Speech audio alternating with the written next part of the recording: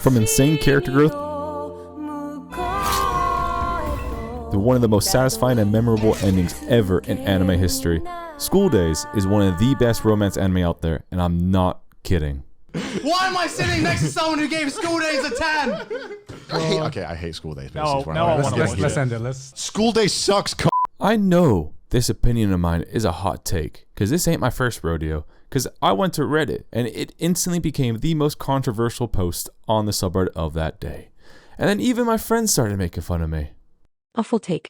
Kagai-sama literally exists, and this guy saying School Days is his favorite romance. Shaking my head, and I used to think you had good taste. Hear me out. No. So now it's time to share my take again, but this time on YouTube. In preparation for this video, I have rewatched this anime at least 3 times, amongst watching other very popular anime such as Your Lie in April, amongst other popular romance anime over the years. I've even consulted a romance anime specialist. All so I could stand by my opinion that you are all weak. You might think the only redeeming quality of School Days is its ending, but trust me, I'm going to highlight the writing genius I feel never got the recognition it deserved. I'm Frank, your club host for today. Let's get into it. Falling into love hurts just as much as falling out of it, but I'll scrape my knees and scar my shins. I hope you never doubted it. We've all been a little cringe in the past sometimes, haven't we? And that's a good thing, because that's a sign that you've grown as a person. Sometimes we can watch anime that takes that cringe aspect and make it funny. It's rather common, for example, to enjoy Bocchi the Rock because you relate to her. Or you realize it's not really your thing. Cool opinions. You're all missing one big distinction though, and that's if you relate to Bocchi the Rock, you're all coping. Because, unlike you, she's actually talented and has supportive friends who meet with her regularly. Unlike me, who has an Overwatch tournament with an esports team in a week, and we can't even get together to practice. One of them has even started playing League of Legends, a completely different esport entirely. And that's reality. That, or I just self-roasted myself. School Days introduces a special kind of cringe. The kind of cringe that we all wish we forget. Yeah, that kind of cringe. The real cringe. It is my belief that this anime gets a bad rep because it's not pleasant. And it's not meant to be. Whether you could personally relate to any of the characters or not, we've all probably seen these negative characteristics and negative stereotypes in other people before in real life.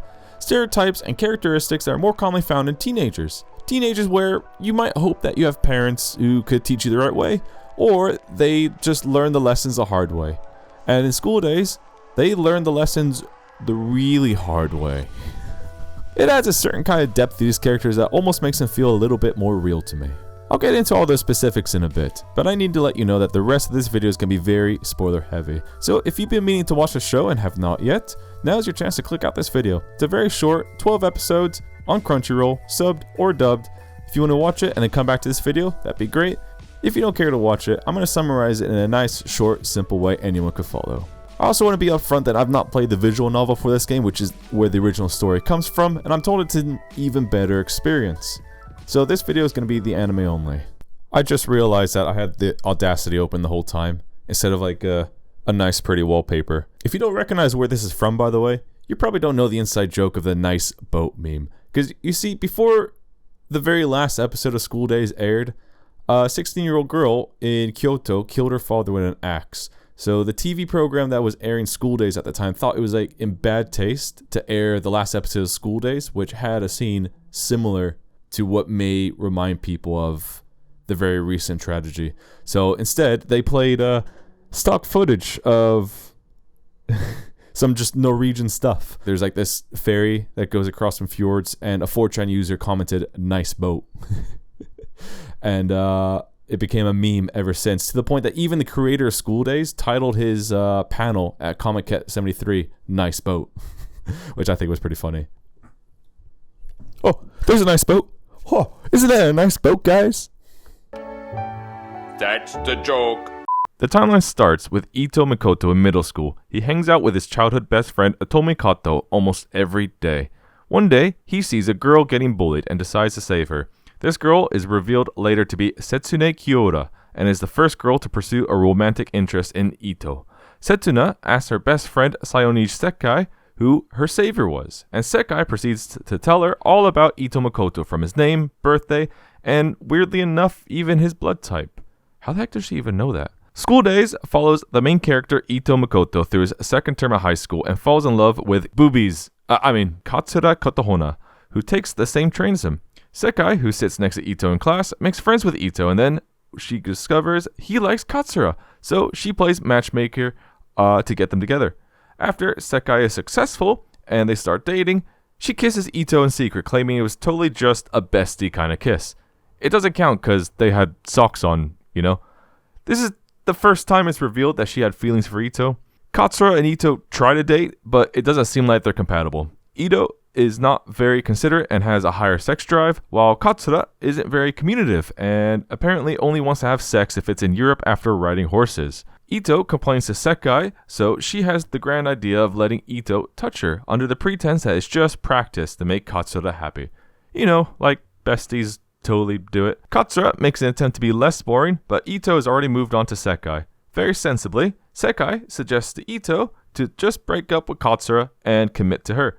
Ito says, will do, and proceeds to just avoid Katsura because he just doesn't like confrontation, making Katsura think that they're totally still dating and he's just busy doing stuff. Bringing the focus back to Setsuna, she's low-key given up trying to go for Ito at this point because he's already shown interest in two other girls, one of them being her little best friend Sekai. So she avoids trying to compete and instead plays a supportive friend type of role because she's moving to France and wants to make sure her best friend Sekai will be okay after she leaves. So Setsuna misinterprets the situation and believes Ito has broken up with Katsura already, making Katsura look like a needy, annoying ex, when in reality it's perfectly reasonable for Katsura to think she's still dating Ito, since he never really broke up with her officially. Setsuna would do things like block Katsura on Ito's phone, bring Ito onto the school planning board to make up fake reasons why Katsura can't see him, and also kisses him when he's sleeping. Setsuna justifies that it's not really sexual harassment if no one sees, right? Uh-oh.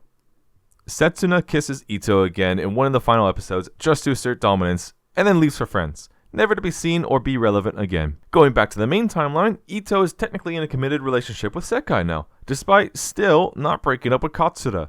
Sekai is overwhelmed with guilt because she knows how manipulative she's technically been, and is eventually confronted by Katsura by a big old slap. Katsura tries to win Ito over again by asking him to dance with her at the school festival's folk dance. Ito agrees, but still ends up going with Sekai. As you might imagine, Katsura is shattered and starts going all schizo mode, talking to her inner demons. Meanwhile, the background NPC, Ito's childhood friend Otomi Kato, makes her move. She hears a rumor that Ito is single again and decides to shoot her shot. After learning Ito is actually taken, Otome decides to pretend she didn't hear anything and has sex with Ito anyways. Then another background NPC, Kurora Hikari, shows up. After being unsuccessful with her original crush, Taisuke Sawanaga, who is Ito's friend, Hikari decides to have sex with Ito as well, since she's been unsatisfied in her romance life so far and wants to see what she's been missing out on.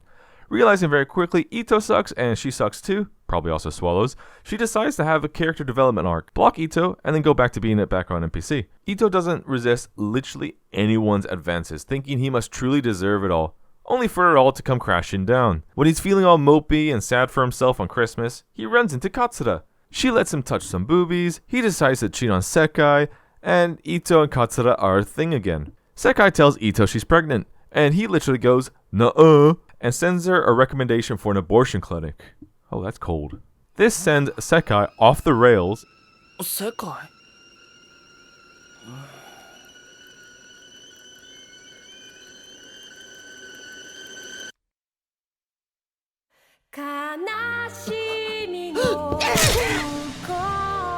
Katsura is now ultra broken after discovering Ito's body and goes yandere mode, killing Sekai to get her revenge. She even cuts her open to reveal that Sekai was faking the pregnancy the whole time. The story ends with Katsura taking Ito's beheaded head on her father's yacht as they sail off into the sunset, living happily ever after. I definitely skipped a lot, but that's pretty much the gist of it. So let's start by analyzing the characters, shall we? We have Sayonoji Sekai, who tries to put on a nice girl act playing matchmaker, setting up Ito with Katsura to basically say, look how much of a good and selfless girl I am. Be my boyfriend now. Otome Kato, who believes she's entitled to Ito's love because she's known him the longest as a childhood friend. Granted, she only pursued him when she assumed he was single, but even after learning the fact, she continued to screw him anyways because she thinks she's just better than the other girls. At least that's the way I interpret it.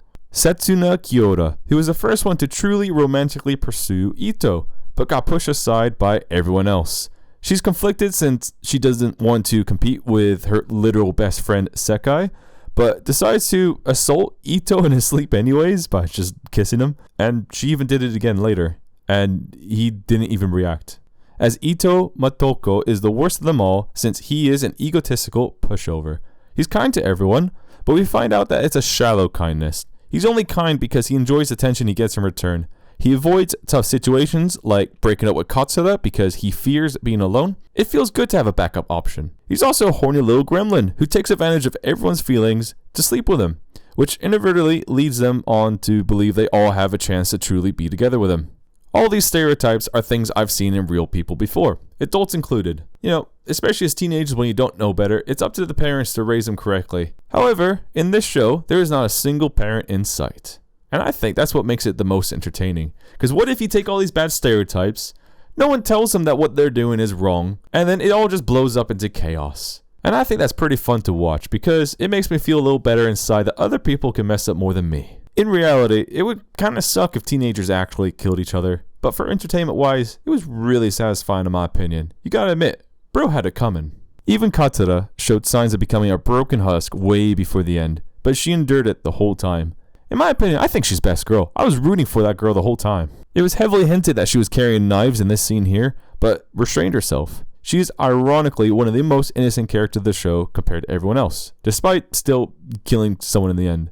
You gotta understand the context. Katsura was bullied by Otome and her posse the whole time. They shoved their work onto her while pushing her over along the way, sometimes tripping her up in the hallways. Despite being broken over and over again, she tolerated everything and held on to hope that she was still Ito's girlfriend. She's dedicated so much of her heart to him that in her eyes, there is literally nothing else in life. We're just gonna ignore the time that she had sex with Sawanaga, though she was in a very vulnerable state and Sawanaga didn't really know the context, to be fair. To be fair, I thought that was a pretty weird scene that the show just pretended to ignore after it happened. There's a lot of people that share this common opinion, that School Days is mostly a very boring show, and the only redeeming quality is the ending. But in my opinion, everything that led up to the ending was incredibly important, and made it all that more impactful and satisfying.